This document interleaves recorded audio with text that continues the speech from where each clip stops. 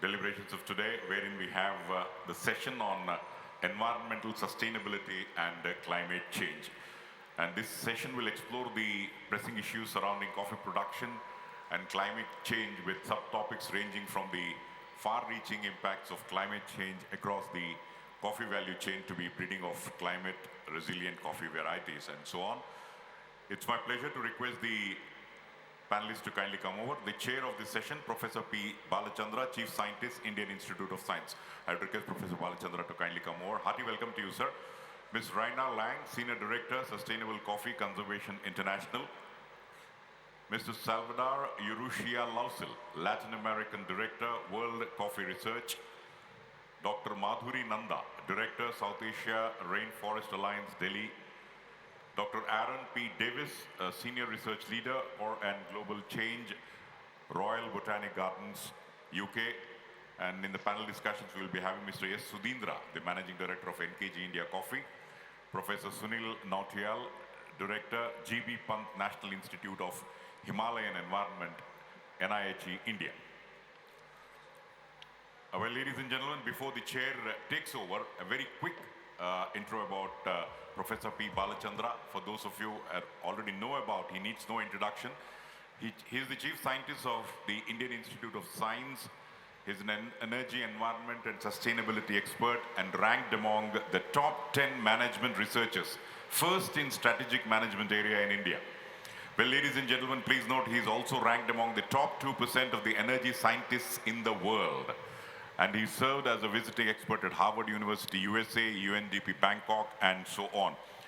Has investigated about 48 research and consultancy assignments in international and national organizations, co-authored 6 books, published 150 papers in international and national journals, conferences, edited books, and also he has supervised mentors, 40 PhD scholars, and 23 is awarded and 17 is ongoing.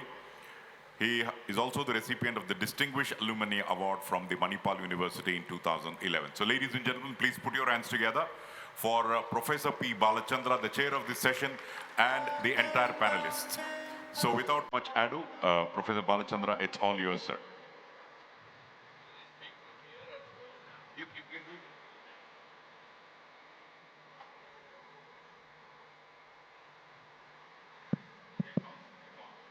Yeah. Good morning to all of you. As I was telling people, I am not a coffee expert, a coffee lover. Though, I have dealt with, various aspects of sustainability,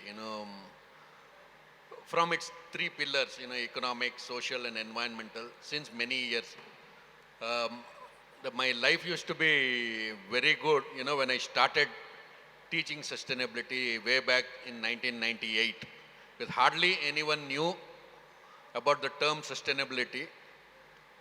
I used to start from introductions, explaining the concepts, but over a period of time, everyone started becoming aware of the term, and it has become more like a fashion nowadays. People have different perceptions, different interpretations, but the challenges have become more. For me, I have to introduce sustainability from a different perspective. When you bring coffee into the context, it has impact from both sides. It has some impact on climate change and sustainability. It is also impacted by climate change. I think the climate change impact on coffee, I at least believe that it is more significant than its impact on climate change. As a sustainability preacher, I always, start my classes, by giving introduction with respect to conflict between consumption and production and its implications for sustainability. Any other commodity, it could be food, fuel, anything. Human greed, results in a significant increase in consumption. More the consumption, you will have more negative impacts. On the other hand, the economic systems, it could be government, industries, they want more production. so that there will be more consumption, there will be economic growth, growth in profits. I think this is a conflict. You know, the climate change or sustainability requires everyone to reduce consumption, whereas economic objectives requires more consumption and more growth. How do we solve? Again, the distinction between, again, you know, whatever my colloquial understanding, consumption is an outcome of greed, but coffee is exception. No, its consumption is because of love of coffee. I think, and there is no end to that. You know, you can have a cup of coffee a day or 10 cups of a coffee. Unlike, you know, there is a feeling of satisfaction or accomplishment there. You know, any number of coffee. So this is a very, very significant challenge for the whole value chain of coffee. How we reduce the carbon footprints of coffee in terms of its whole value chain, as well as, you know, enhance its productivity, growth, consumption, because it is loved by everyone, without impacting the climate change at large, as well as getting impacted by climate change at large. I will not take much time, you know, giving these general introductions, but there are, you know, very, very specialized technical talks on discussing about various aspects of coffee in its all forms, you know, its you know, different stages of value chain. I will start, you know, introducing the speakers and allow them to speak. And also I would like to thank the organizers of this excellent conference, you know, for giving me this opportunity. And I think we can start now. Just 1 minute.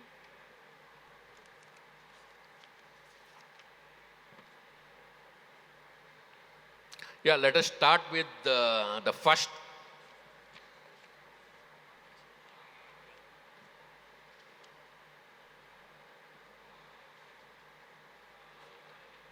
The first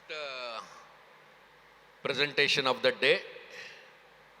Now the topic is on climate change and its impact on various sections of coffee value chain. This is a very, very important talk, and it will be given by Miss Reina Lang.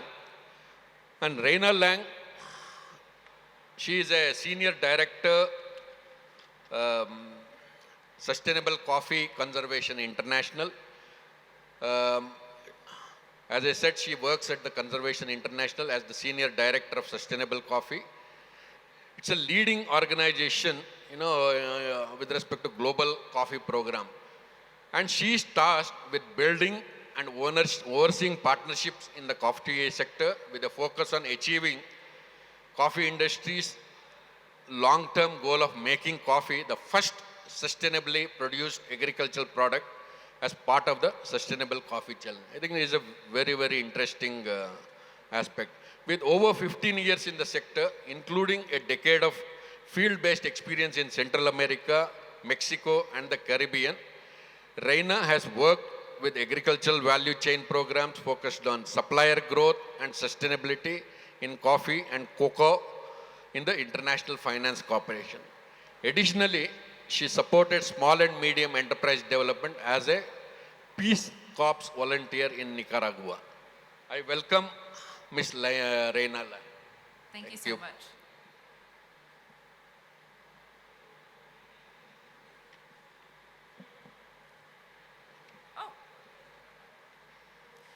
Good morning, everyone. First of all, thank you to the event organizers for having me here. It's a pleasure to be on this panel with such distinguished colleagues. So my name is Reina Lang, and I lead our coffee program at Conservation International. Conservation International is a global environmental not-for-profit that works to protect nature for people. We have offices in 29 countries, but projects in over 100, and we work closely with over 2,000 global partners. So in coffee, we work at several different levels, direct with farming communities to promote protection alongside sustainable production, with corporate partners to embed science-based decision-making in their sustainability strategies, and then also at the sector level through the Sustainable Coffee Challenge to unlock ambitious commitments that drive scale at origin. So why am I up here today talking about climate change? In the lead up to the UN Climate Change Convention, COP28, later this year, the United Nations just released a sobering report about the world's progress in the fight against climate change. Regrettably, the world is falling short of the necessary actions required to halt the climate crisis. Climate change threatens people's lives and livelihoods and the integrity of ecosystems around the world. But we know that nature can help protect and shield us from climate change impacts. Furthermore, we know that land plays a key role in the climate system as an essential carbon sink because its surfaces, such as forest, regulate the planet's temperature and help to store carbon. But our land is under threat from pressures from deforestation, from urbanization, from agricultural expansion, and from unsustainable farming practices. Reductions in CO2, or carbon dioxide emissions, are seen as a key element in abating climate change. On the screen is a graphic from the Exponential Roadmap on Natural Climate Solutions, which Conservation International published last year and serves as a high-level guide to ensure nature meets the necessary carbon storage potential while supporting biodiversity and food security. The report notes that we must rapidly transition global land use to have the potential to meet the Paris Climate Agreement. This graphic shows that in terms of potential reductions, zero deforestation supply chains, so forest protection, and climate-smart farming, or improved management, are important ways to reach that lofty goal. And that's where coffee can come in. While we see that there's increasing measures to mitigate climate change from government, we've been talking a lot this week about the EUDR and some of the policies that the European government have put in place in their effort to mitigate climate change. We've seen industry and even consumers take action on climate, but there's still more to be done. With the world on track to break the record for the hottest year in history, a 1.5 degree Celsius increase in the tropics is a near-term reality. And what does this mean for coffee production? We know that we will likely see an increase in pest and disease outbreaks. Ecosystem services, including pollinators, will be reduced. Water scarcity will impact production and processing, as well as access for communities. And we'll see a decrease, of course, in yield and quality, and ultimately economic stability for farmers. And overall, we'll see change in suitable area for coffee production. That change in suitable area will impact how and where coffee is grown. Higher temperatures could cause lower elevations to become less apt for coffee production, while areas at higher altitudes open up. And across the globe, many countries have those higher areas that will become suitable for coffee production that are currently considered forests. This could indicate a future risk for deforestation as coffee production shifts and directly competes with forests. And those shifts in coffee growing could also lead to unemployment in the areas that become less suitable, and furthermore, a loss of cultivation knowledge as areas move. So taking the model data from the Center for Tropical Agriculture, CIAT, their suitability analysis that they did a few years ago, this map displays the net change in suitable hectares in each country between 2010 and 2050 in a percentage. So here you can see that suitable land for Arabica production will reduce in most producing countries around the globe. The darker colored countries on the screen are those that will have a larger net change. Here in Karnataka alone, it's estimated that over 950,000 hectares will lose suitability, will become less apt for coffee production. which actually represents a 90% reduction. Robusta won't be spared, and we'll see impacts across Brazil, Uganda, Vietnam, among other places. For the purpose of time, I won't go into details here, but if you would like to learn more about some of these visualizations, you can check out the Resilience Coffee Atlas through conservation.org. And you can see details on suitability. You can see that coffee mapped across biodiversity richness areas and areas that are also of important carbon storage. So I know that that picture that I just painted looks very grim. And it does look quite catastrophic for coffee, but there will be enough area to produce coffee into the future. However, trade-offs will need to be made. Those trade-offs include decisions on where the world sources coffee and at whose expense. If action isn't taken now, these impacts could lead to consolidation of supply in countries of lower vulnerability. Beyond just an increase in coffee sourcing disruptions, risks and costs are likely to be elevated in vulnerable countries, where climate could catalyze political and economic unrest, exacerbate social tensions, and degrade security environments. Here's just a depiction of some of the impacts that will be felt across the supply chain. We will see increased stress and decline in economic capacity of institutions to support their populations in adapting to climate impacts. At the community level, we'll see that competition for land and pressures on forests and even other crops that are vital for food safety and the economy, potentially displaced communities and labor shortages. The trade will likely see logistical challenges from extreme weather events, damage to physical assets, and new costs to replace productive investments, infrastructures as coffee areas shift. Ultimately, this will lead to inconsistent supply and competition for volumes and quality of coffee. And for the consumer, they will have a reduction in coffee flavors and origin diversity options. So the challenges at origin are big, and there's need to tackle the issues from various angles. Here are a few things that can be done at the industry, farm, and government level to promote adaptation and mitigation efforts. I won't go into all the points, and I know there are a lot of them up there, and hopefully you can read them. Several of these things, some of my fellow panelists will also be speaking to. But we do encourage coffee companies to stay in the places that are vulnerable to climate impacts, engage in landscape approaches to address some of those climate challenges together beyond just their supply chain. Fund on-the-ground adaptation measures, provide incentives for adaptation. I think that's an important piece of any engagement strategy from the private sector. At the farm level, as several of the panelists will talk to about climate resilient varietals, I think that that's a very key element to help those farms and maybe even in some of the areas that will lose suitability to adapt and continue to produce.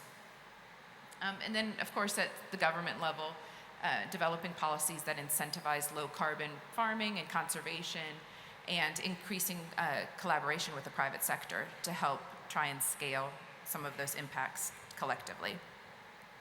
So I'll leave you just with one example of how we see adaptation and mitigation efforts can align at origin. So this is a map of Colombia.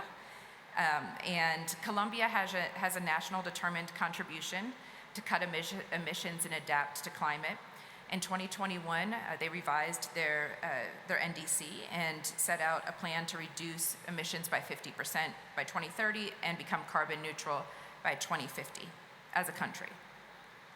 And this part of their plan includes heavy investments in adaptation actions in agricultural, forestry, and other land use. The sector in Colombia, the private sector and public actors, came together to sign in 2021 a coffee, forest, and climate agreement that aims to promote adaptation, mitigation, and resilience of coffee communities, and in addition to promoting sustainable intensification on coffee farms. The middle picture is the the largest producing department in Colombia, Huila. Conservation International and many partners from organizations in this room are working closely in Huila with local authorities to promote territorial sustainability at the landscape, improving forest connectivity, protecting environmentally strategic areas, and also improving productive capacity. These investments and this alignment helps us drive funding and hopefully potentially scale efforts at the farm level, where some of those practices that I mentioned on the previous slide are critical to help farmers adapt. So with that, I will hand over to our next panelist. Thank you so much.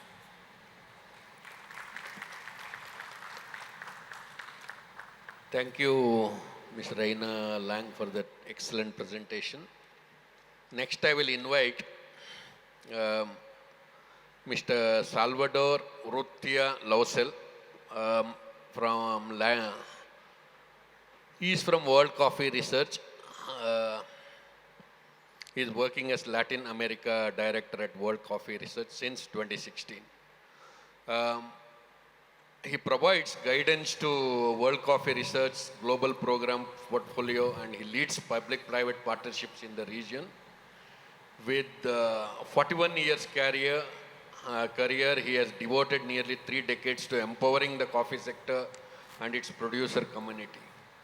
From 1999 to 2004, he held the position of Minister of Agriculture in El Salvador.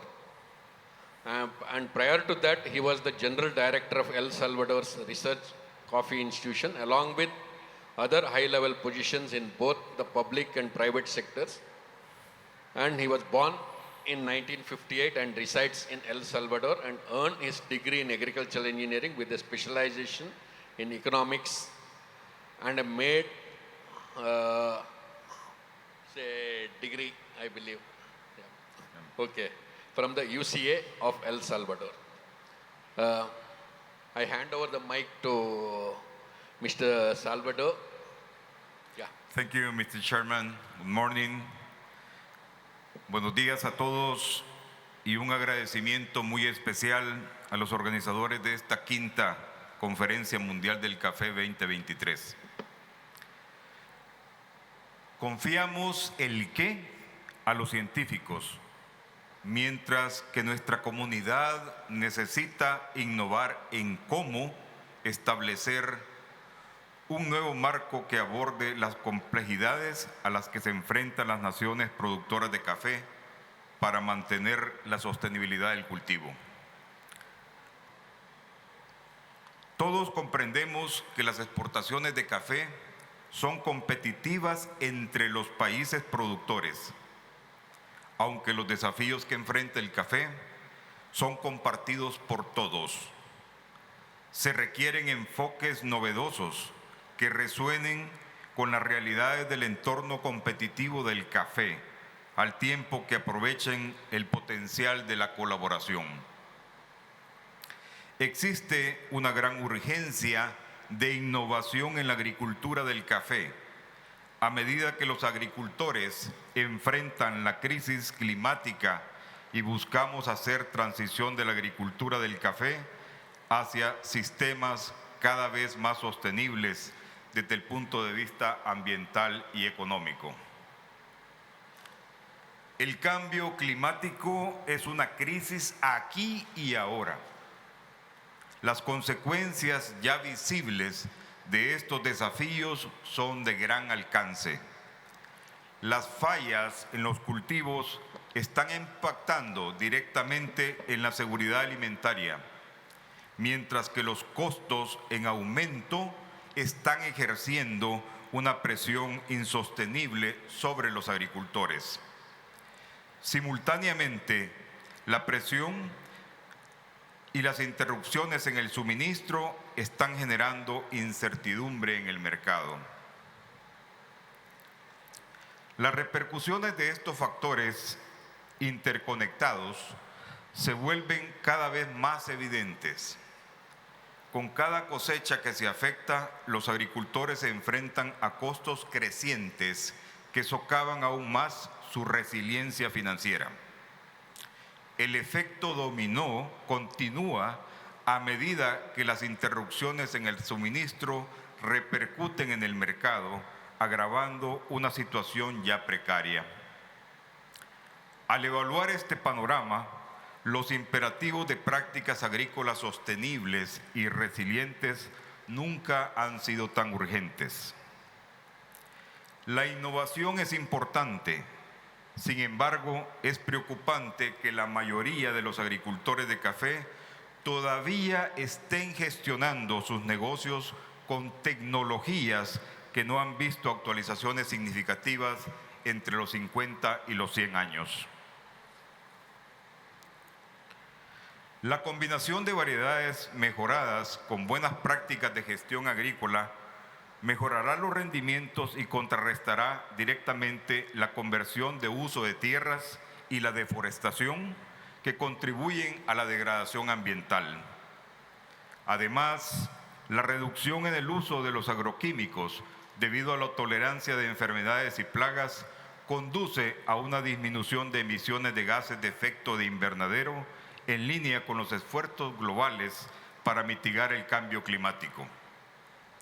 A través de la sinergia de estos avances, el cultivo del café puede allanar el camino hacia un futuro más sostenible y económicamente viable. Usando técnicas modernas de mejoramiento, podemos acelerar el proceso para aumentar la frecuencia de rasgos favorables con el tiempo. Seleccionamos a los individuos más destacados en términos de rendimiento, calidad del producto y resistencia a calores y la sequía. Y luego lo recombinamos a través de la polinización cruzada, un método utilizado por los polinizadores durante cientos de años. Esta combinación de selección y recombinación se repite en ciclos sucesivos, permitiendo que las características deseables se consoliden eficazmente dentro de la población, tales como mejoras en el rendimiento, en la calidad de la taza y la tolerancia al calor y la sequía se alcanzan a través de este método sistemático. Pero el problema no proviene de aspectos técnicos, sino más bien de aspectos estructurales.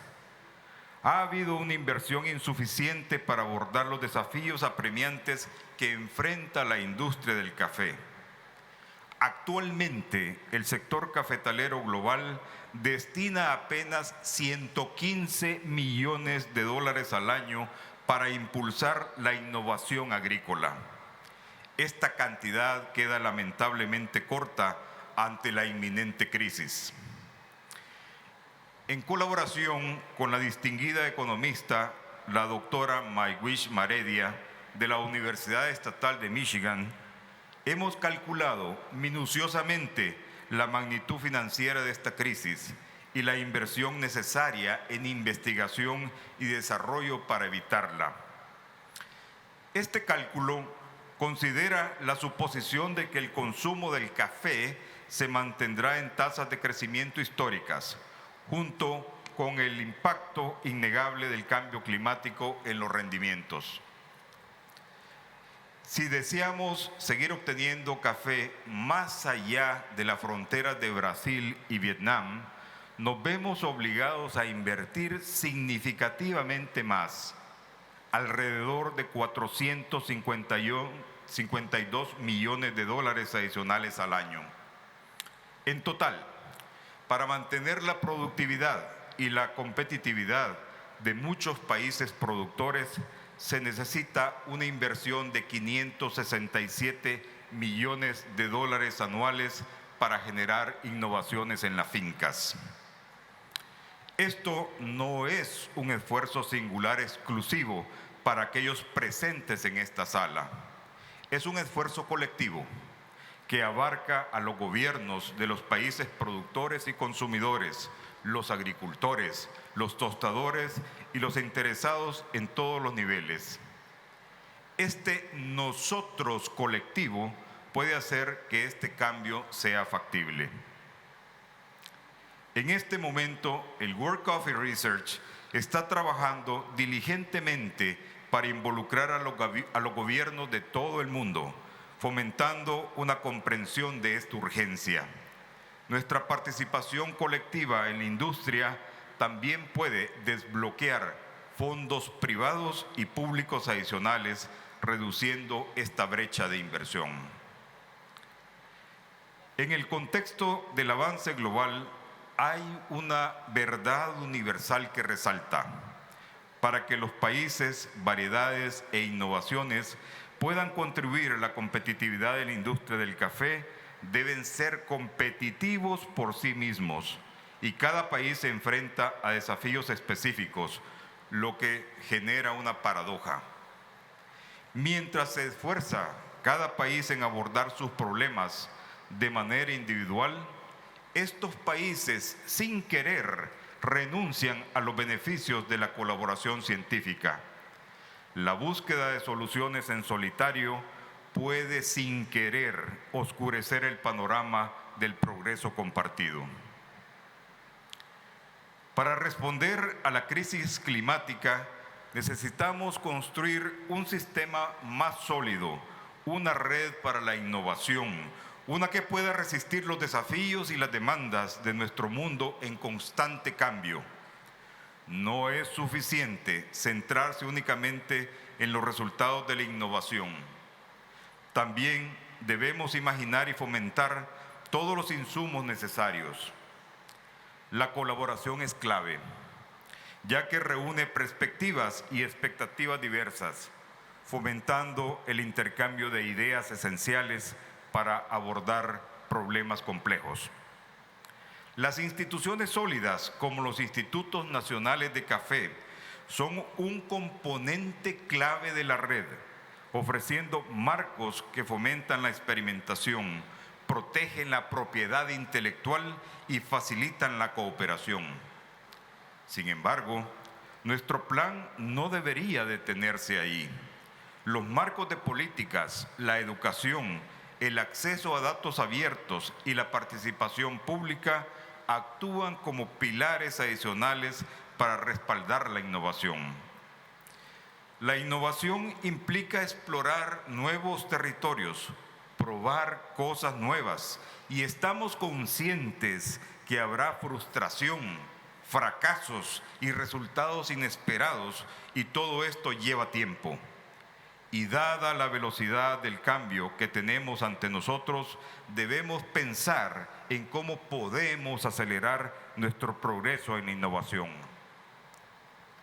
En el caso de una variedad bien conocida, como el Catuai, pasaron 50 años desde la primera polinización hasta que estuvo ampliamente disponible en manos de los agricultores de todo el mundo.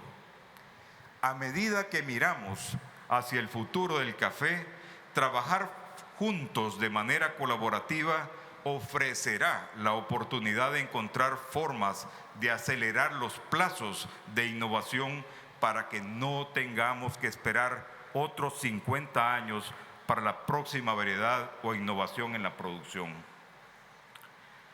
Para lograr este ambicioso objetivo, el World Coffee Research ha concebido la Global Coffee Breeding Network, Innovea, una red mundial de colaboradores que trabajan juntos en varios países para mejorar los avances genéticos en el fitomejoramiento del café.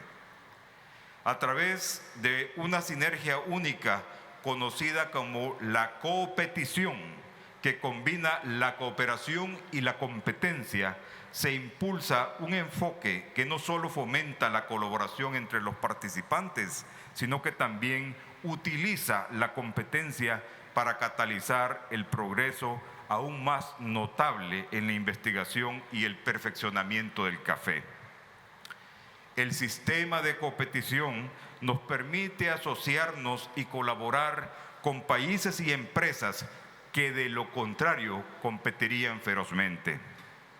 La forma en que estamos organizando este importante trabajo de innovación es diferente en todo lo que ha ocurrido antes en el mundo del café.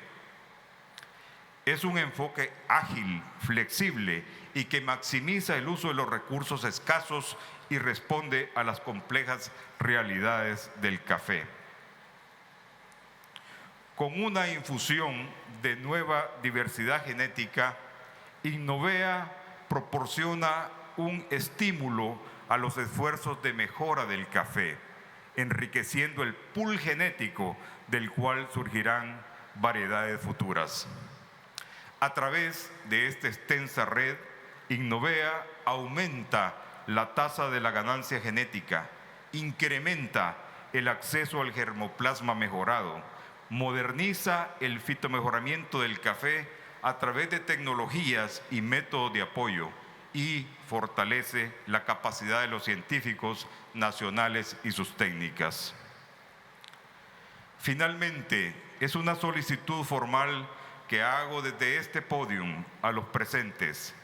Si tienen negocios en regiones o países donde el consumo de café genera importantes o significativas contribuciones a las economías, movilizar la inversión en ciencia agrícola a través de la promoción estratégica es crucial para impulsar un aumento en la financiación de la investigación y el desarrollo por parte de los gobiernos donantes.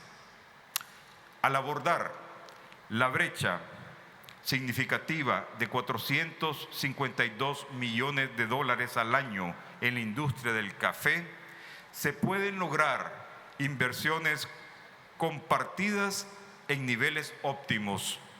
Este enfoque no solo respalda la sostenibilidad financiera de la agricultura del café, sino que también promueve la diversidad de origen y capacita a los agricultores para prosperar. En conclusión, nuestro camino hacia adelante no está únicamente definido por los obstáculos tecnológicos, abarca una complejidad más profunda. Esto no es solo un problema técnico que enfrentamos, sino más bien una confluencia de desafíos sistémicos e institucionales que exigen nuestra ingeniosidad colectiva y cooperación para superarlos. Muchas gracias.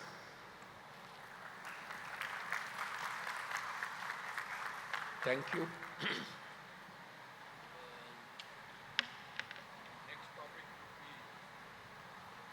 Impact of voluntary sustainability standards.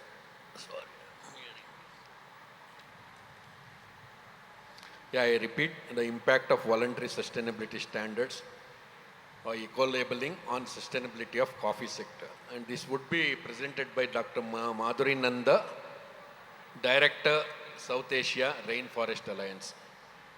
Dr. Nanda is an environmental and sustainability professional working for last 2 decades in diverse fields, including climate change, sustainable agriculture, natural resource management, policy analysis, sustainability reporting, auditing, management systems, certification, compliances, environmental impact assessment studies. I think almost like my experience. Yeah. She has worked on environmental and social issues in diverse geographies, including South Asia, Southeast Asia, and Germany, which enriches her exposure to domestic and international business culture. Dr. Nanda also brings her experience in initiating and supporting multi-stakeholder platforms for promoting sustainability agenda. Yeah, please. Thank you. Thank you so much. Am I audible? Yes, thank you. First of all, good morning, everyone. I hope you all had your cup of coffee and are alert and active to listen to the panel, the remaining presentations in the panel. I really would like to thank the organizers for bringing me here. It's a privilege to be present in this conference among this August panel speakers to share our experiences on coffee sector through the voluntary sustainability standards. I am Madhuri Nanda. I'm the Director for South Asia. I look after India and Sri Lanka operations for Rainforest Alliance. which I think would not need an introduction. So I will not spend a lot of time talking about Rainforest Alliance, as most of you might already be aware of us. But today I will be talking about our vision for 2030. I'm very grateful to the previous panelists who already spoke about the emerging challenges, and we believe that a bigger vision for 2030 is needed for different stakeholders, and I would like to quickly share that vision with you all here today. And of course, talk about how the voluntary sustainability standards have contributed to sustainable coffee in India and globally. I would also like to touch upon quickly on the challenges and the positive impacts from the certification programs, and also quickly take the landscape level approaches in addition to the farm level interventions which are needed to address the pressing global challenges that we've been talking about. And I would conclude with a regenerative agriculture approach to sustainable coffee farming, which is the central theme of this conference that we all are participating in today. Well, we all are aware that about various challenges that are pressing today's agriculture sector. We have about 4.2 million hectares of primary tropical forests which have been lost. About 25% of the global emissions are caused by agriculture sector, forestry, land use, and 4 out of 5 people in the extreme poverty are living in rural places. Now this really places the context on why it is really important for us to collectivize ourselves, our initiatives, and look at how we can bring a sustainable agriculture sector. And today we are talking here about coffee. We are at a turning point, and that's the reason why our vision for 2030 is looking to speed and scale the impacts. Because we have already seen the impacts of climate change. We have seen that the current efforts are not enough, and we need more resources, even financial resources, to put in the research, as Salvador just mentioned. So in order to bridge all of these gaps, we need to act at a scale and at a speed so that we are able to manage these things. In terms of voluntary standards, coming to the major topic, we have third-party assurance programs. You might be aware in 2018, Rainforest Alliance and UTS merged together. So we also have Fair Trade, Organic, Certificate, Certifica Minas, and Starbucks Cafe practices. And we also have a growing portfolio of second-party or the company standards, which are providing a level of assurance to the buyers and the consumers, and providing a support to the producers to be able to provide a transparent approach to sustainable farming. Coming to our Rainforest Alliance standard, 20% of the global production is RA certified. In the graph here, you can see Brazil is contributing maximum to the certified volumes. The yellow part of the graphs shows Arabica, and brown is Robusta. And we have Colombia, Vietnam, Honduras in that ratio of how they are contributing to the certified volumes of coffee. The global sale of Rainforest Alliance certified coffee has decreased by 14% in 2022. But in the Asia Pacific region, we see about 22% increase in the producer sales. About something that I really would like to highlight and flag from this slide today here is that about 40% of the certified coffee is still being sold as conventional. What does that mean? That means for the producers who are actually producing the entire 100% as certified coffee are unable to sell it in the market and gain that kind of premium for the efforts that they have made in their sustainable production. And that is to an extent because of the lack of larger markets access. And I'll come to this challenge again in my next slides. But how do we bridge that gap? And to bridge that gap, to a certain extent, we need to raise the level of awareness on more of these sustainable standards among the consumers. At Rainforest Alliance, we did this survey on the brand awareness and brand love. And we see in US, UK, Germany, and Netherlands, how much are the consumers aware about the Rainforest Alliance seal, as an example.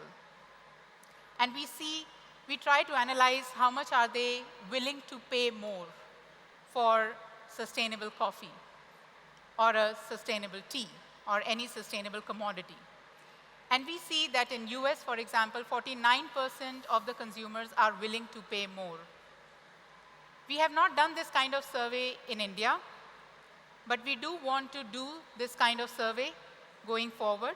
And we would also like to see how we can raise that level of awareness among the consumers so that domestically as well, the market access to the producers can be increased. And we have increasingly seen this demand coming from the producers, that how can we help them market their coffee, market their tea, market their sustainably produced commodities in the domestic market as well. Coming back to the sustainability challenges, from our certification program, we basically see there are some of these are some of the challenges, including the pest management. The higher incidence of pests and diseases in the coffee sector is impacting the productivity and hence the business of the producers. We are also seeing waste management as one of the key challenges, deforestation and conversion, lack of effective grievance mechanism. There are a lot of social issues also where we see that they are still present, and how voluntary standards can contribute to the addressing of social issues. In terms of our new standard, we have an approach of assess and address. Earlier, we had more of a pass-fail approach, where if you have, for example, a child labor employed, you are not qualified as a certified member of a certification program. But now, we are looking at an assess and address approach, where we find that there are social issues, and they cannot be addressed in one go. So how do you assess those issues and address them jointly to see a plan, a mitigation plan, a remediation plan, to see how you can help the producers to overcome these social risks in their, for the supply chain actors in their supply chains and for producers in their farms. We also see other issues like wages and contracts, living wage, gender equality, and health and safety. I just spoke about the lack of access of sustainable coffee to the larger markets, which is playing a major role in the challenges for the producers to be able to sell their sustainable coffee, and how we can work on it together. I mean, Rainforest Alliance as an organization has the privilege of working with the producers and also with the supply chain actors. And we are trying to bring them together to see how we can leverage the relationships across the two parts of the supply chain and the value chain to work towards sustainable coffee.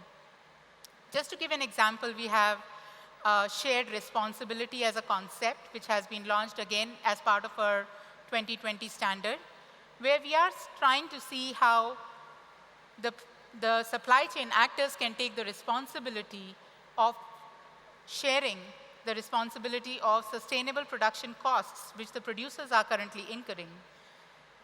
Unless this shared responsibility is taken, the producers will continue to face the challenges. We also see different human interventions like infrastructure development, and a lot of people in Karnataka especially would be able to identify with this challenge, where a lot of land degradation issues are emerging because of the infrastructure development, which are impacting the whole ecosystem of coffee. There are certain positive impacts, of course. We don't just want to talk about the challenges. From the sustainability standards, we see better farm management and control is emerging. With better IPM practices, low input costs are supporting the producers. Premiums and rewards, as more recognition is possible. We see quality improvement. Biodiversity is being enhanced, especially in Karnataka. If we look at coffee growing where there are a lot of elephants and the human-wildlife conflicts are emerging, we see how we can try through these sustainability standards. It's a requirement for them to understand and bridge that relationship between the biodiversity and the humans. Water conservation, creating a lot of riparian buffers within the farms is one of the requirements of the standards. Better awareness on social issues across the farmers and as well as the top management. And the evidence-based documentation. These are some of the impacts, positive impacts, which the sustainability standards have been able to create in key commodities. And I already spoke about the assess and address approach on social issues, but also we would like to talk about quickly on the continuous improvement which is coming through the smart meters as part of our new standard. There are deforestation risk maps which the producers need to develop as part of the new standard, which also helps them understand where are those risks and now how can you help mitigate those risks. The scale of interventions for mitigating these challenges, overcoming these challenges are at 2 levels. For the certification program, mostly it's at farm level, but we also see in order to overcome the larger issues of ecosystem approach, we need a landscape level intervention. These are able to address issues like land degradation, biodiversity conservation, on-farm as well as off-farm areas. It also helps mobilize greater investment for the overall ecological improvement, and hence it's important to look at how can we bring in the farm level as well as the landscape level interventions to bring the greater change. I would just like to mention about one of our projects which we are working at a landscape level, just as an example, along with UNEP as an implementation agency, United Nations Environment Program, which is funded by Global Environment Facility, GEF. It's a 5-year project where we are looking at AP and Karnataka region to address the issues of land degradation and biodiversity conservation. Of course, in Karnataka, the major the priority of the project is on coffee, and sustainability standards becomes one of the tools on how we can overcome these challenges. As a last point, I would like to quickly mention on the regenerative agriculture aspect. As part of a new strategy, Rainforest Alliance is looking at regenerative agriculture as the core mechanism of taking our approach towards sustainability forward in agriculture. Our standard has been, our certification program has been looking at regenerative approaches for the last 35 years already. But now our focus is primarily on farm and forest biodiversity, primarily agroforestry, looking at water conservation, climate change, adaptation, resilience, and mitigation through climate-smart agriculture, improving soil health through pesticide use reduction, and improving productivity and livelihoods. With these, we are looking at regenerative agriculture approaches. And just as an example, a coffee scorecard was developed jointly with Nespresso, in which we developed jointly with different stakeholders in the sector of coffee to see what are the key parameters around environment and social, which could be measured, monitored over a period of time to qualify different producers in the range of, to categorize them into gold, silver, and bronze category, so that the supply chain actors like Nespresso can look at their supply chains and see how they can target their producers to move from the category of bronze to silver and silver to gold. And it's a sustainability journey, which is something this kind of scorecard can help the supply chain actors to work jointly with their producers. This is my last slide, and I would like to just mention what my previous panelists also spoke about, a joint effort that is needed for us to work with different stakeholders in order to bring a transformation in the coffee sector towards sustainability and managing this pressing challenge of climate change going forward. And I hope that the SDG goals that we have been looking at for stakeholder engagements is able to provide that kind of impact that we are able to move forward. With that, I thank you very much for your patience. And for any questions, please feel free to connect with me, and I'm also going to be around in this conference. Don't forget to drop in at our booth at the conference and also at the Growers Conclave tomorrow, where we would be taking a deep dive into the coffee scorecard and the regenerative agriculture approach that I just mentioned about. Thank you so much. Yeah. Thank you, Dr. Nanda. Next, we'll have a presentation by Dr. Aaron P. Davis. He would be speaking on the use of alternative coffee species in an era of accelerated climate change. Was it too boring? Dr. Davis is a senior research leader, Crops and Global Change, Royal Botanic Garden, Kew, UK.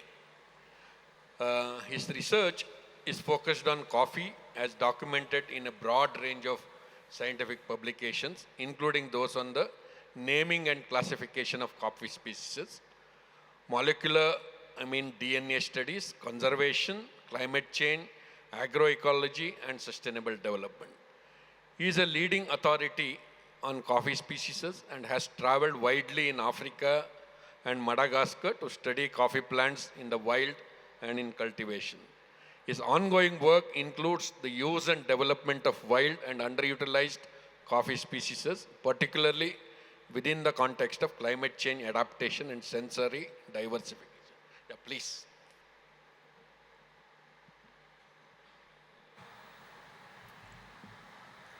Good morning, everybody. If I may ask a quick question, which is better, this or the microphone? Is there any preference? Is this fine? Fantastic.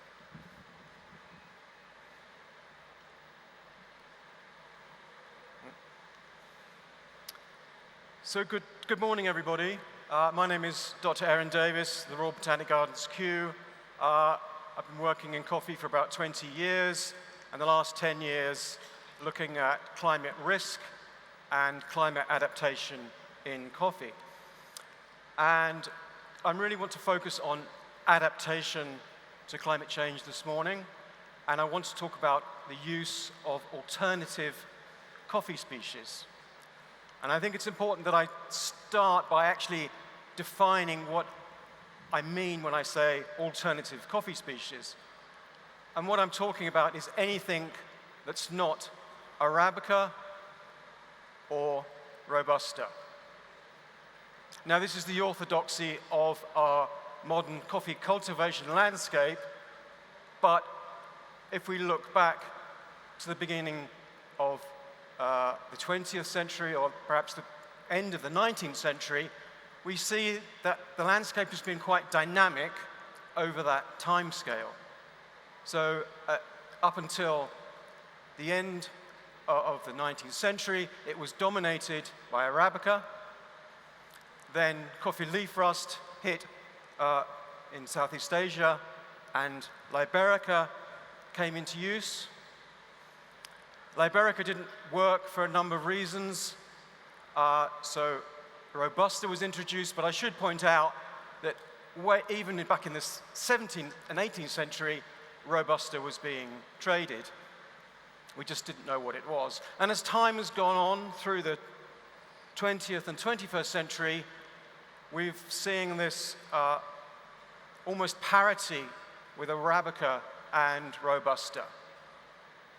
And you might hear that Liberica is 2% of global production, but that may have been the case in the 19th century, but isn't the case today. So during that period at the end of the 19th, early 20th century, we saw quite a dynamic coffee landscape. You can see this picture here. We have 3 species: failing Arabica due to coffee leaf rust, the rise and fall of Liberica, and then the development and the stellar rise of Robusta coffee. Now, those shifts, those changes were caused by serious disruption events. And that's mainly due to diseases, of course. But now we're facing another major disruption event, and that's climate change. And we've heard from other speakers this morning exactly what that means. Now, I'm not going to go into the detail on the impacts and the risk of climate change. This is the study we published last year, only to say that there are nearly 200 studies now on the impact of climate change, and it's clear that it's not great news. There are some opportunities, of course, but I think it's very clear that the impacts are real, they're happening now, and they're projected to worsen. And we see that impact on the ground.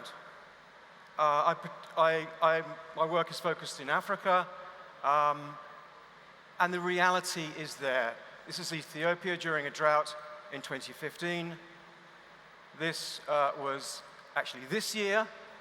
This is Robusta suffering from drought and having to be irrigated in Uganda. And I think it's clear that the major constraint is not heat.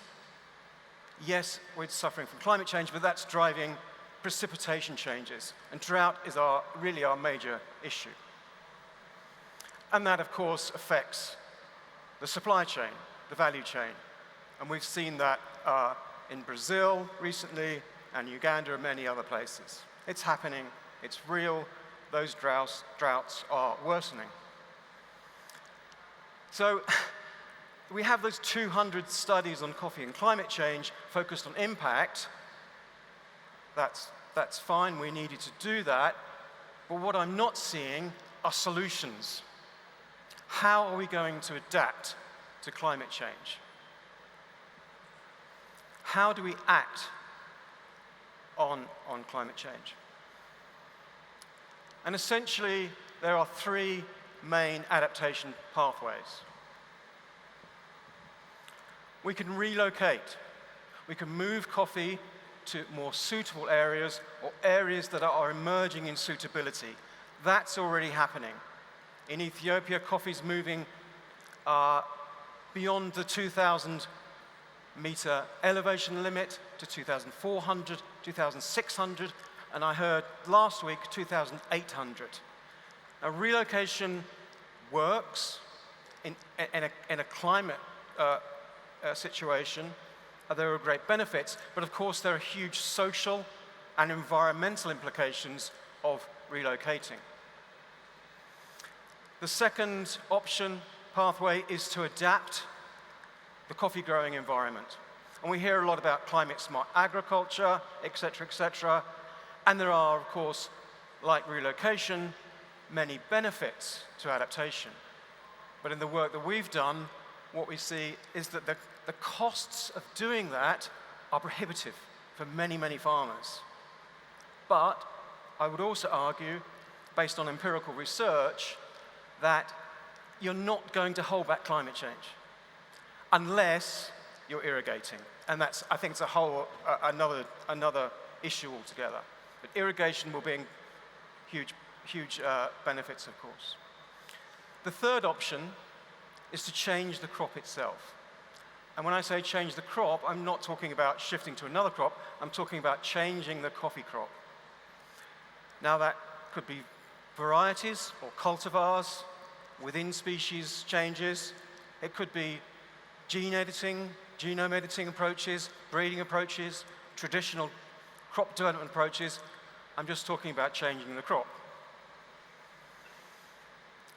What we're looking at is changing the species, not the variety, the species, as an adaptation pathway. And I think to sort of sum that up, we're looking beyond Arabica and Robusta. So in a number of our research papers, and I put the papers up in case anybody wants any more information. Most of these publications are open access. But what we're saying is, the idea is not to replace Arabica and Robusta. It's to supplement and support Arabica and Robusta. And based on the research that we've done, the research of others, what we see is that Arabica and Robusta have very specific climate envelopes, and those climate envelopes are so restrictive that farmers will not be able to grow Arabica or Robusta. But let me put that another way. If you're growing Arabica and that's failing, where do you go? The notion that you can go to a Robusta, I think, is ill-advised. If you're growing Robusta and you failed, where do you go next? So that's the reality of the situation, and it's happening now across the coffee landscape. So let's now look at the resources we have within coffee, within the diversity of the coffee genus. And I want to make a very clear distinction here between cultivars, varieties, and species, and they often get mixed up. So let's look at the tomato family as an example. These are all tomatoes, and that's analogous to Arabica cultivars varieties. So in this would picture if it was coffee, you'd see Catimor, Castillo, Sachimor, Bourbon, whatever. But what I'm talking about is species. So this is in the tomato genus. It's a Solanum, like tomato, but it's the potato. And an eggplant. When you start skipping across, moving out of species boundaries, the genomes are so different that you have many more possibilities. And in coffee, we're fortunate to have really quite a bewildering diversity. This is coffee from Madagascar. It has these bizarre wings on its fruits. It's adapted to water dispersal. This is another one about the size of a small plum. It has a seed like a human, or like a brain, like a vertebrate brain. So although many of these coffee species look like Arabica and Robusta, there are some that are very, very different. So as I say, we have 130 species. The centers of diversity are in Africa, tropical Africa, and Madagascar particularly. Madagascar alone has 65, probably more than that now, 70 species of the 130 species known to science. We're currently doing high throughput, high coverage sequence for all coffee species. And what we see there is that actually 130 species is an underestimate. So there are more species out there. So we have 130 species, maybe many more. Where do we start looking? So we are looking at candidates that have not been used for coffee production before, but for us, we need a shortcut. We don't have a lot of time. Let's look at those species that are in cultivation or were once in cultivation, say 100 years ago, those sort of lost, forgotten, underutilized species. So if you look at Arabica and Robusta, 99.9% of global production, and the rest, these other species which are underutilized crops, partially cultivated, or forgotten species, that's less than 0.1%. And I would actually say it's probably less than 0.01%. So there's a number of species here. I've got 9 species. In the workshop this afternoon, we're going to be trying species 3 to species 9. I think it's the first time it's ever been done in one place, and a few other species as well. So let's be practical, let's look at some of the candidate species that might provide us with adaptation solutions for farmers. This is a study we published in 2019, and we were very keen on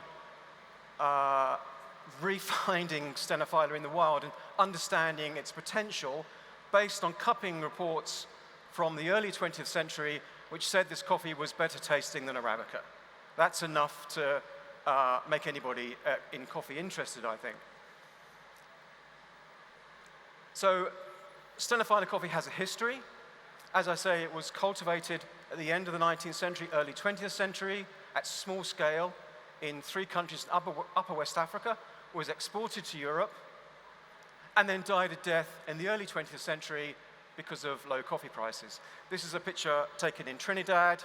As you can see, this is next to Demerara sugar. It's a nice, small, compact bush. It's not a great picture. It's over 100 years old, but that's quite a productive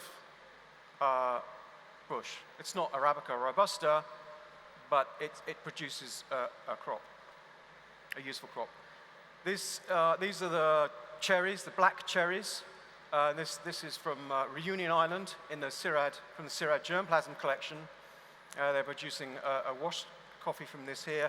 And this is a collaboration we had with Sirad in 2020.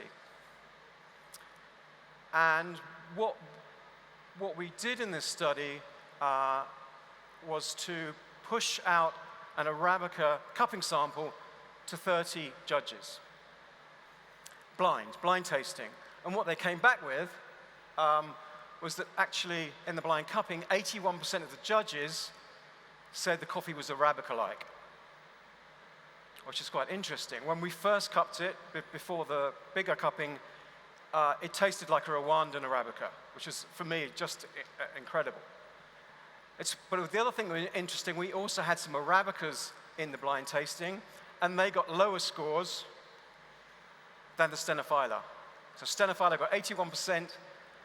Some of the non-specialty Arabicas scored 44% for an Arabica-like taste. What particularly interests me, and and what we need, of course we're interested in sensory diversification, but we need climate resilience. And the amazing thing about Stenophylla is it occurs in a climate envelope that's much hotter and much more seasonal than either Arabica or Robusta. And if you look at these figures here, the mean annual temperature difference between Stenophylla and Arabica is over 6 degrees Celsius. And that starts to make sense when you're talking about long-term climate change. And that's because Stenophylla is from a low elevation, highly seasonal environment in West Africa, in temperatures that are much hotter than Arabica and a few degrees hotter than Robusta. So what I'm also interested in is not only doing the academic side of things, but seeing how this could work across the value chain. So we have a project whereby we're now gathering significant numbers of Stenophylla and putting them into farms and trial plots to see how they work, to see if it'll work before we scale it up as a niche crop. But I would say I think the utility of Stenophylla is in breeding, because the yield is not going to fill coffee containers. So that germplasm comes directly from the forest at the moment. There's nothing in cultivation producing fruit apart from those plots in Reunion. This is my colleague Daniel Samu, who's been working very hard in Sierra Leone to collect this germplasm and to get it into cultivation. So we have a value chain linked project from farmer to cup, where we're trying to see how this could perform, firstly of all in the specialty sector. Now I want to talk about one other candidate, which is Liberica coffee. And I think everybody here in the room has heard about Liberica coffee, whether you want to call it a variety, botanical variety or a species, that's up to you. I'm now tending to differentiate the two. This is a paper we published last year saying that, I mean, what I'm talking about, this diversification is already happening. And this is what this paper is about for both Liberica and Excelsa. These are the unripe fruits of both species. You can see Liberica has a large fruit and a large seed, and Excelsa is much smaller. And here you can see the difference in the size of the green coffee. Excelsa's easier to deal with in processing-wise. You can see how the difference there between Liberica, the large Liberica beans, and the Excelsa, which is roughly the same size as Arabica. The fruit pulp is nice and thin, it's easy to pulp, it dries well, it processes just like a Robusta or Arabica. High yielding, nice compact inflorescences, lots of fruit per tree. And so we're already working with farmers, and I think it's really important to point out this isn't something we're telling farmers to do, they're already doing it. So they're shifting from Robusta to Excelsa by themselves. We're just trying to see what that means from many different perspectives linked to the value chain. So we're already exporting a few metric tons, but the potential in India are also growing Excelsa, in South Sudan and Uganda is, already we're looking at perhaps 1,000 metric tons within the next 5 years. And the yields are good. The yields are comparable to Arabica Robusta, depending on the climate. There's a sack of cherry here. That sack, 60 to 70 kilograms. That's one tree. And we have a mother tree that produces 300 kilograms of cherry. But most importantly, and the difference between Excelsa and Liberica is the outturn is much more satisfactory at around 7 to 1 for Excelsa. And you'd have like 6 to 1 for Arabica or 5 to 1 for Robusta. And yeah, workable yields even at low planting densities. So we're following up what's happening on the farms with the value chain work, but also we're trying to really empirically understand the climate resilience benefits of Excelsa coffee. And if you remember the first picture I showed you of Robusta being irrigated this year, this is the same period, different species, same locality. So Robusta was wilting and dying, Excelsa was fine. And I must say a considerable credit to colleagues in Uganda who are doing these field trials. They're making a fantastic job of it. My time's up, so I just want to quickly cover what we need to do perhaps mid-century, towards the end of the century, and I want to talk about Ibu coffee, Zanzibar coffee, and Rasomosa coffee. And it's not so much their value as a crop, which of course they have, but what they can tell us about coffee itself and what we need to do in terms of breeding, genome editing, to produce really climate resilient coffees. This is Carimbas Island in the Carimbas Archipelago, arrived on a small pirogue. It's 43 degrees Celsius. This is, of course, at sea level. There's the sea. Turn round on the beach, and they're drying Zanzibar coffee, Ibu coffee. It withstands a 5-month drought period, very high temperatures, a very low rainfall requirement. And Rasomosa coffee, its sister species, is rather similar, and there'll be a talk tomorrow by Charles Dennison on Rasomosa coffee.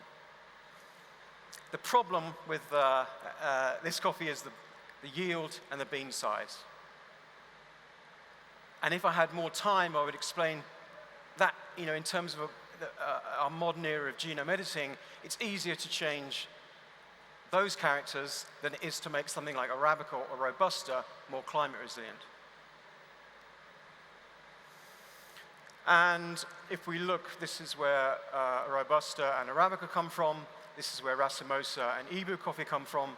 Much warmer than Arabica, much drier than Robusta. And this is where we may need to be towards the end of the century, mid-century. Summing up then, I think it's important to realize that Arabica and Robusta have limitations.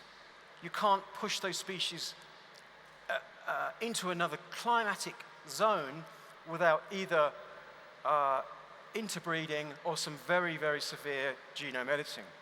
It's just not possible. These species have their limits, and you can't easily push them beyond that unless you do something really profound. So there's been articles like this in some of the main media channels. We must embrace new and resilient beans. You know, it's already happening, and it's also happening here in India. So some great potential, I think, within the diversity of coffee species, and we've heard about the key biodiversity issues and deforestation. At the same time as we're realizing the huge potential in these coffee species, we're now able to say that 60% of those coffee species are threatened with extinction. And something like Stenophylla, if we'd waited 10 years, we're assuming that actually it wouldn't have been there if we'd been doing it 10 years later. Deforestation is so rampant in many key tropical countries. And I'll end there. Thank you very much. Thank you, Dr. Davis. And in the interest of time, I will not speak much. A quick summary, as a marginal stakeholder in the coffee sector, I felt, it's a complete delivery of complete package on sustainable coffee. Almost every aspect, of the value chain, farm, business, consumption, you heard, all kinds of things, in terms of solutions to make coffee sustainable in the long run, in terms of minimizing the climate change impact, adopting various innovative solutions, need for R&D investment, diversification of the crop as well as the species, certification of coffee. At least I believe that all of these things, will make, sustainable coffee available for all the consumers like us. Now we have in approximately 25 minutes, and we have a structured panel discussion with two panelists, as well as I hope we'll get opportunity to take few questions from the audience. Now I would like to request Mr. S. Sudhindra, is the Managing Director, NKG India Coffee Private Limited, to make his remarks. You can also briefly introduce yourself. I don't have your profile. You want to go there or, yeah, or you can do it from here. Yeah.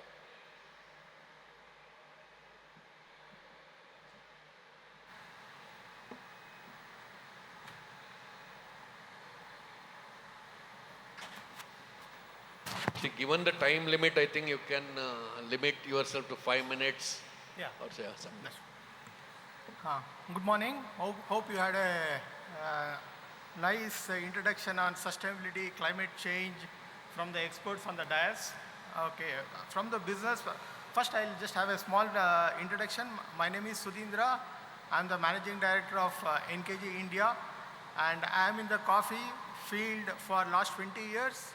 And we have been working on this sustainability as a linkage between the growers and the final roasters for more than last 16 to 17 years. So the introduction of these codes, certifications is all part of the business where we have taken a lead role in introducing in the country. And we also given as market linkage to most of these initiatives that has been taken. So one side, these quotes are coming, another side there has to be linkage. So we act as a link between the growers and the final roasters with these requirements which is coming up. And coming back on the topic on climate change and sustainability. So I'll just limit myself to remarks on the Indian coffee. So as far as Indian coffee is concerned, it is sustainability grown and it is grown in a forest. So whatever the risk we have been talking about in these areas is non-existing in India. And when we talk about regenerative agriculture practices, these are all already imbibed by the planting community here. And some of the initiatives by the government in terms of the water and the water disposals are excellently implemented in India. And I think India, as far as India is concerned, we are far ahead in these type of the topics. I think we have done an excellent job. Planters have done a lot of job on this. And I think Coffee Board has also done a lot of research on new varieties and to address the present issues. And I think we are proud that as the Indian coffee industry, we have done very well in addressing the sustainability issues. And I think coffee is grown in shade in India, so I think probably all over the place we indulge in enchanting shades of the Indian coffee. So the coffee is grown in India in the shades, and it is one of the only countries where the coffee is grown with the shades. And I think the coffees from India, we always been promoting that it is a sustainable coffee in the long run. And with this remark, I leave the dais. Thanks for the presentation. And I think one issue which really want to be addressed is instead of the new varieties. So more research has to be because all this planting takes 6 to 7 years to yield. Farmers would have spent a lot of money in planting it. So to address any research, if it happens on addressing the current pests or the diseases issues, that will be the great thing. So that will be in the short term, we help the growers in the whole thing. And as a value chain, we are here to support the sustainability initiatives. Thank you very much. Thank you. Now I request Professor Sunil Nautiyal, for quick remarks of 5 minutes. Then I think we can go back to some specific questions. Huh? Yeah. You can. Yeah, thank you.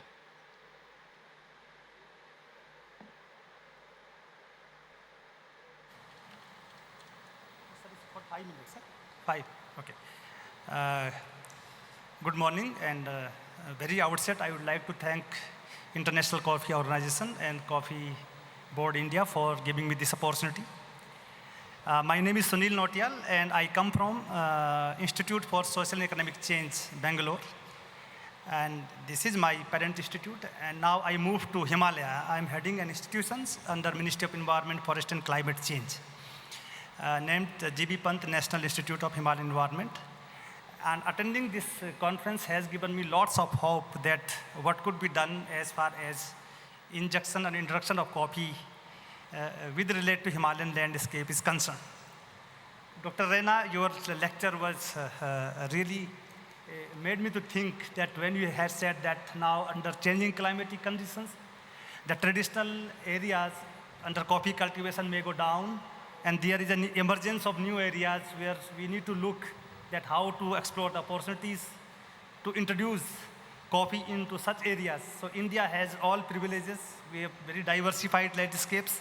Definitely Himalaya could be one of, but not in higher Himalaya, but foothills of the Himalaya and northeastern Himalayan region could provide a kind of environment and landscape for coffee introduction.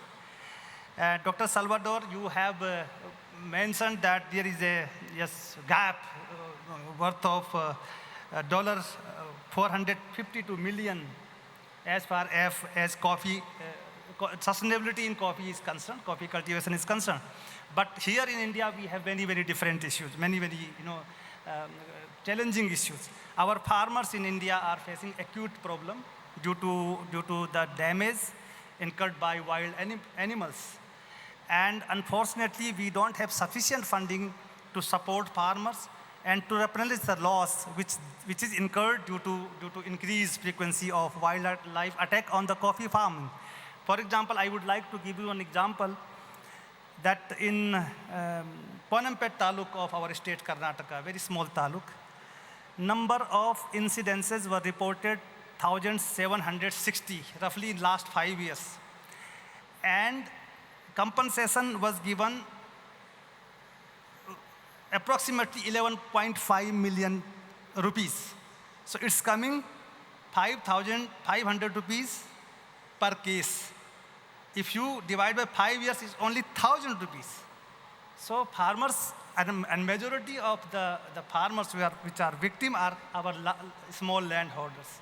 So here, I think our stakeholders and our government and other CSR institutions should also come forward to look into this issue so that our farmers, are given, their concerns are addressed, and the loss is minimized while providing additional support to them. Madhuri Nanda, Dr. Madhuri Nanda, your presentation, yes, regenerative agriculture in coffee, and very interestingly, voluntarily sustainability standard and environmental sustainability of coffee, farm to landscape level. I think this is very much important to be addressed. And lecture by Dr. Davis, I think this is really very important. What I feel also, we are working in now alpine ecosystems. There are many, I'm not talking about coffee here, but what recently I have read a paper in biological conservation that alpine species have adjusted to change climate, implying older seeds may not be, may be unsuitable for future use. Seed banks should therefore increase, seed banks therefore should increase the collection of frequency of collection from the parent seeds. So this is the case of coffee also. If we rely on the traditional and old varieties, then we will not be able to provide proper incentives to the farmers. So I think this is very interesting that alternative coffee species in the areas of accelerating climate change, this is very much important. And Sudhindra ji, your points with regard to sustainability is well concerned. So what I would like to highlight is that I have few research questions here to be discussed. One thing is that I am very much for having collaboration, intense collaboration with Coffee Board India. Director Senthil Kumar Saab is here. Dr. Saab, our institute also provides funding to conduct the research. And now if we are here to explore new area for coffee cultivation in our country and to reduce the pressure on one landscape, for example, Western Ghats in Kodagu, high pressure is going there on the landscape level. So how to reduce and delineate the pressure to other areas which have the potential to support coffee farming. So here we can definitely do the research together, and Ministry of Environment, Forest and Climate Change through National Mission on Himalayan Studies provides such funding. So I welcome you to develop proposal with us, and we can definitely work on this. And 3-4 questions I would like to highlight here is that one is in India, the issues are quite diversified. Even our land management system are quite diversified. As far as coffee cultivation is concerned, we have unredeemed land. The rights to prune the trees lies with the forest department. We have redeemed land where farmers have the right to do pruning and lopping of the said trees. And we have cultural landscapes where farmers are cultivating coffee following our own traditional norms, rituals, and so on and so forth. So are these three governance systems revisiting the rules under contemporary changes? I think this has to be also properly addressed. And another aspect is that factors with regard to national and international level affecting the production of coffee by small farmers. This is not much studied, but this really need to be addressed.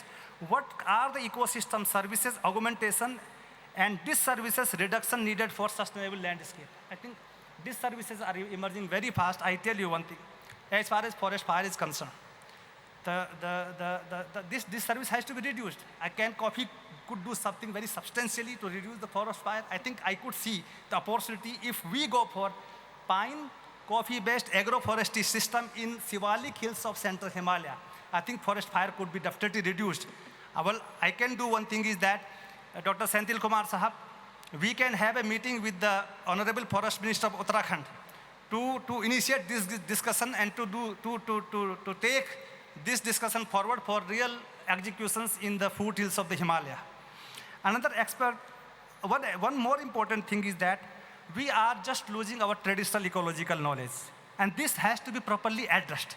So question is, can the traditional knowledge system be integrated or coexist with the modern knowledge to develop shared knowledge-based base for efficient production system?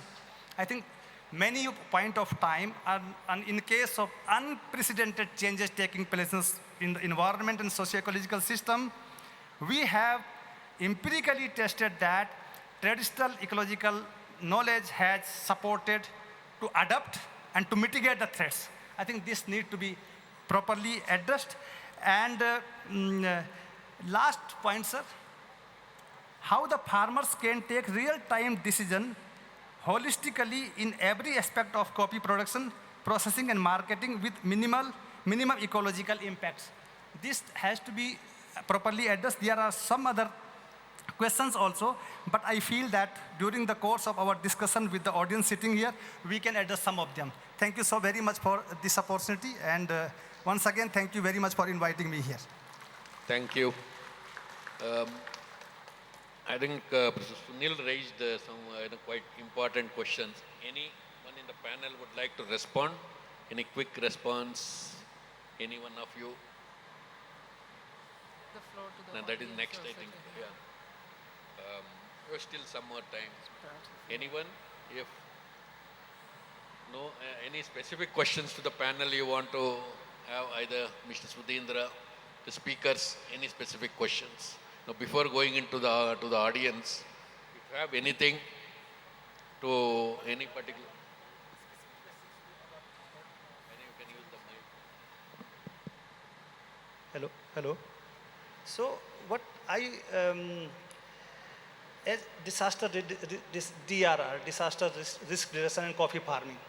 So how to deal with the climate-related uncertainties to minimize the disaster risk? Kodagu and our Western Ghat region had seen very unprecedented impact due to changing climatic conditions, and unfortunately we are not really ready to cope because they are so sudden and so unprecedented. So how to overcome from such kind of, can science help us in reducing such kind of risk in our pristine ecosystems of Western Ghats?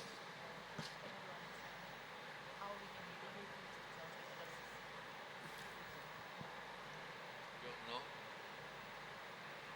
Anyone? No. Do you have any specific questions, or we can go to the audience?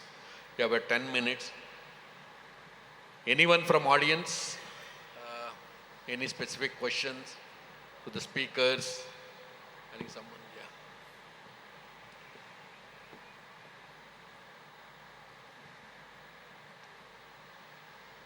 yeah. As a small farmer, in India, we cultivate coffee in shade. Our economical stability is very in a difficult situation now. Whenever the farmer is in difficult, the first decision he takes up is to cut down timber. It will be a great loss for the nature. What will be the,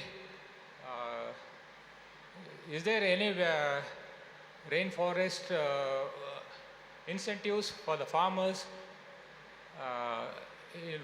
from the region of Coorg, Chikmagalur and Hassan?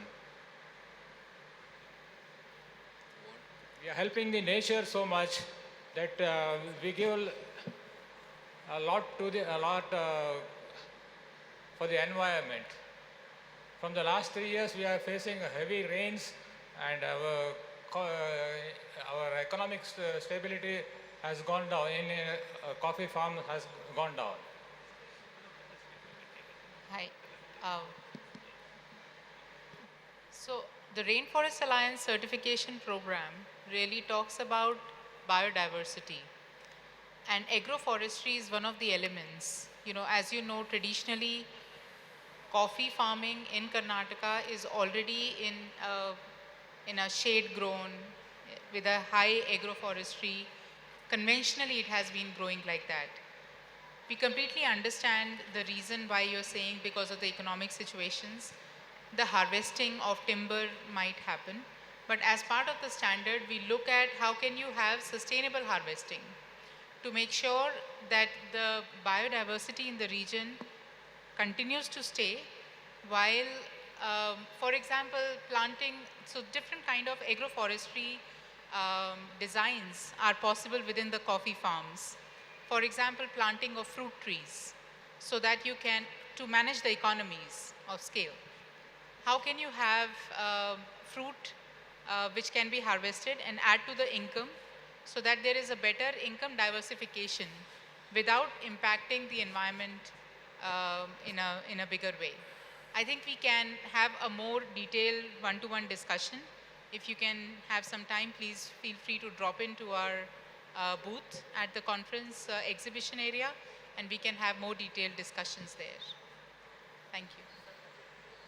Just to complement that, I think I'm not familiar with Indian policy. However, I've seen in other countries where governments and even private sector have implemented what's called payment for ecosystem services. So providing a value for biodiversity or for protection.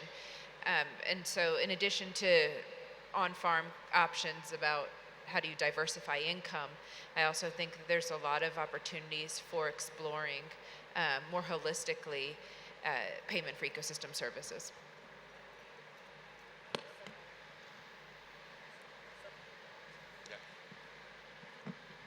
Thank you so much for this question, and I would like to know one thing from you before I ask, but this is just for my knowledge development, not to ask you the question.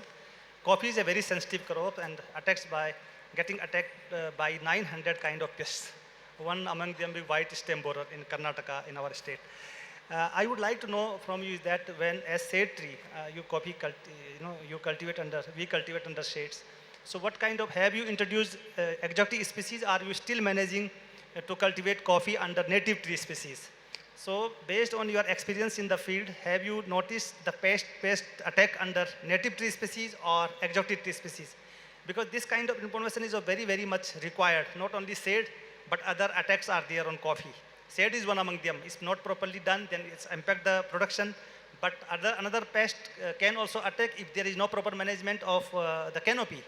So I think this also need to be investigated properly, in my opinion. Yeah, next question.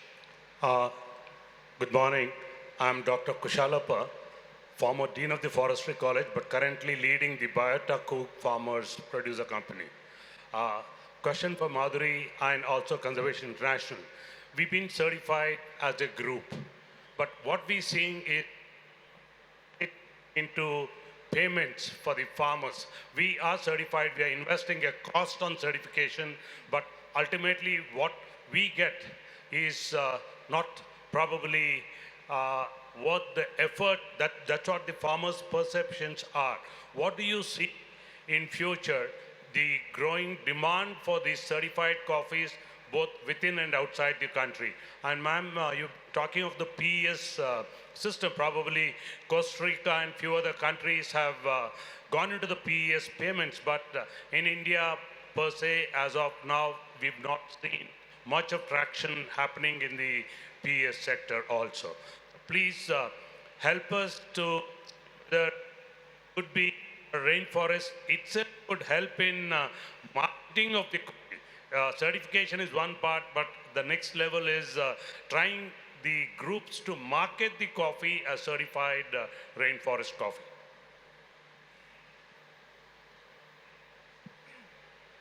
Thank you, Dr. Kushalappa, for the question. I think it's important to understand that as a certification program, we provide certain criteria which need to be met to be able to qualify yourself as a sustainable producer. We do understand, and I also briefly mentioned about it in my presentation, that there is a challenge for the producers also because of the gap of 40% of the certified coffee which is currently being sold as conventional, because of the lack of market. But I think as an organization, it's very difficult for us to work alone on the markets. We do have a very strong, a bigger network where we work with the supply chain actors as well.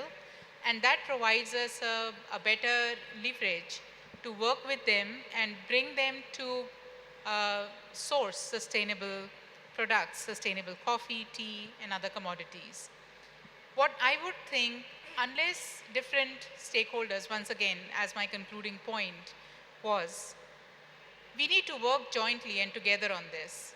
It would not be possible for one organization alone to find the solution, whether it is bringing consumer awareness, whether it is trying to understand how can you bring the brand awareness, how can the companies and the Rainforest Alliance, for example, we are trying to also work with some of the cafes and joints to see how we can bring the story, the sustainability story to the producers, to the consumers who are buying and having that cup of coffee in a cafe, so that they can value and they can understand that their contribution is going back to the producer. So it's entirely about the traceability, which the standard is able to provide. But I think it's again important for us to work together to see how we can create a better market. That market, I understand and we believe, will grow in future. It's in the process, but again, a joint effort from others would also be needed. Do you have any other? Sir, my question is to Arun Davis, sir. Sir, you have represented different species of coffee along with Arabica and Robusta, other racemata species. So in India, in Andhra Pradesh, we are facing problem with coffee white stem borer, especially in Arabica. So what is the pest status in those species? What is the tolerance levels? Can we use those species in our states in Andhra Pradesh?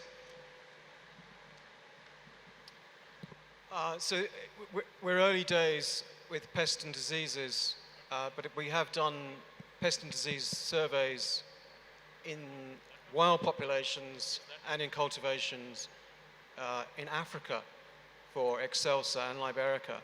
And what we're seeing is tolerance to some stem borers. Of course, the stem and twig borers we have in Africa are not the same as in India, but for example, in Robusta, it's not necessarily the drought that's killing Robusta, it's everything that comes with,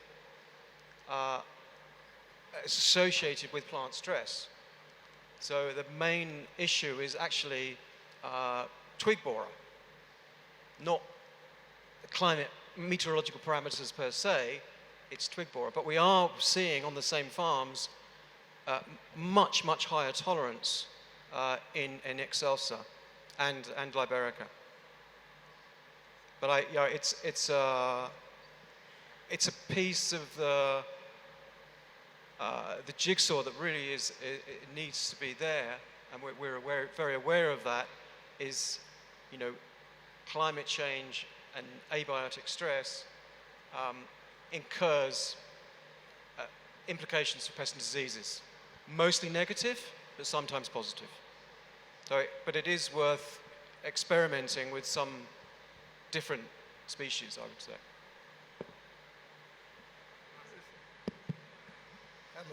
I think maybe last question. Yeah. Sir, I am UN Burma. I am advisor to Odisha Coffee Growers Association. Actually, our coffee plantations in Odisha is a state in the Indian subcontinent. It is located in the eastern part of the country. Actually, there was no coffee cultivation in the British rule during the colonial period. But coffee cultivation started mainly after colonial period. In the year around 1952 started by a king of Odisha. So now what is we are facing, Government of India is declaring our coverage of forest is around 20%. But what we have observed from the satellite photographs, it is hardly 12% is covered if you are taking the photograph in the summer months. So where there is coffee cultivation, where there is green, evergreen shade trees like silver oak and other trees available, it is indicating like on forest. So if the international body as well as the Government of India, our research, Director of Research and other people can take initiative to protect the environment of the Eastern Ghats, which is a bigger landscape of India in comparison to Western Ghats. Western Ghat is a compact area and Eastern Ghat is a scattering area, which is guarding all the clouds coming from the Bay of Bengal, and it is giving support for the raining in the eastern zone of India, central zone and northern zone. It is giving distribution of rain for which India is one monsoon-fed country and giving feeding to the 140 crore people of our country. But what we are observing, the forest department, they are protecting the forest, but they are not able to protect properly. If more coffee cultivation can be done in the Eastern Ghats, the Indian food security can be enhanced, and this beverage crop, the popular beverage crop of the world, can be available easily, and we can provide sustainable employment to our tribal population. Those are living around 60% in the mountainous areas. So Eastern Ghat is covering not only Odisha, but covering Tamil Nadu, a part of Karnataka, and Telangana, Andhra Pradesh, Odisha, and part of West Bengal. So this is my question to Dr. Salvador Euricia Laurel, as well as to our Madam Raina Lang, Conservation International, to give their opinion. Thanks. Shall I conclude or? Last one question, sir. Yeah, I think quick response from you. Yes. Looks like he's in a hurry.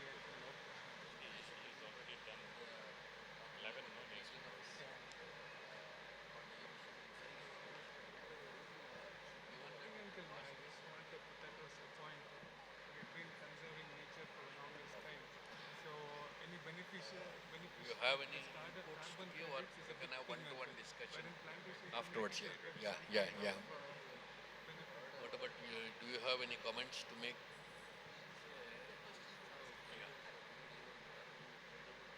Thanks for your very valid point that there's also a need to be focusing on the eastern areas of India as well.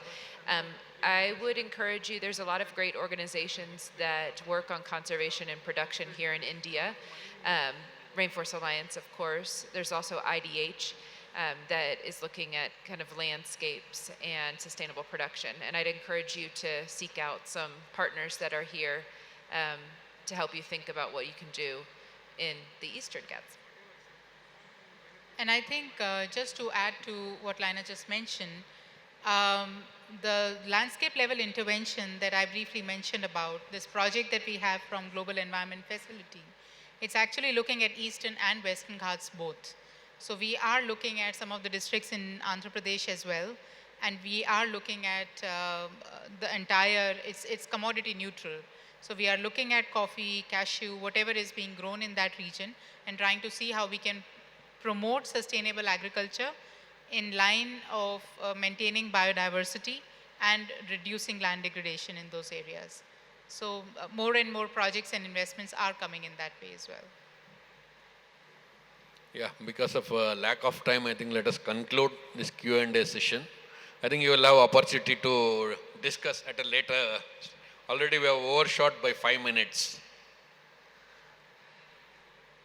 Thank you, sir. Before your final comments, sir. And I don't have any. I think it was a very, very well diversified session, covering all the aspects. And I believe that, in the future we'll have a brand called Sustainable Coffee. Thank you. So kindly stay back, sir. I would request Dr. Sendil Kumar, the Director of Research of Coffee Board, to kindly give him a mementos to all the esteemed panelists. I would request Professor P. Balachandra to kindly accept the felicitation and the memento first. Kindly come to the front, sir.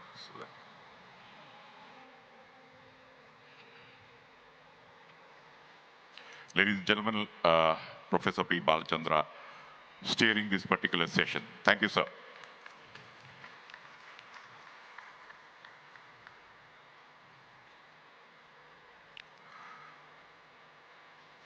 I would now request Ms. Raina Lang to kindly come over and accept the felicitations.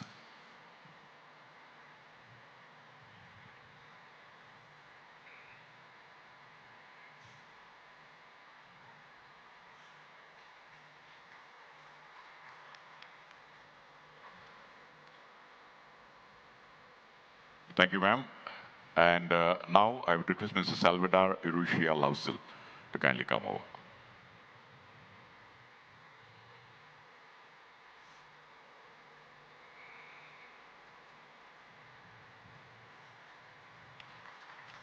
Thank you very much, Mr. Salvador, for your presentation. Thank you. I would now request Dr. Madhuri Nanda to kindly come over.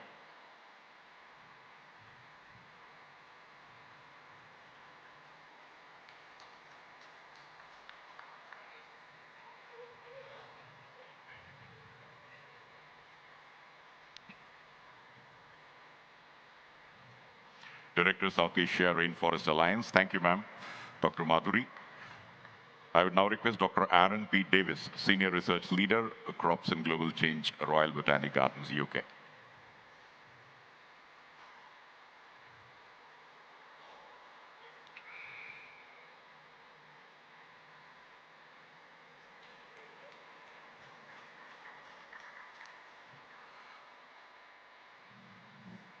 Thanks, Dr. Aaron P. Davis. And now I would request Mr. S. Sudhindra, Managing Director of NKG India Coffee.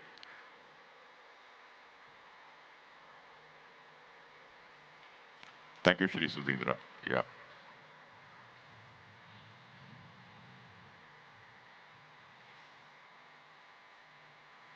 I would now request Professor Sunil Nautiyal, Director, J.B. Pant National Institute of Himalayan Environment, NIHE, India.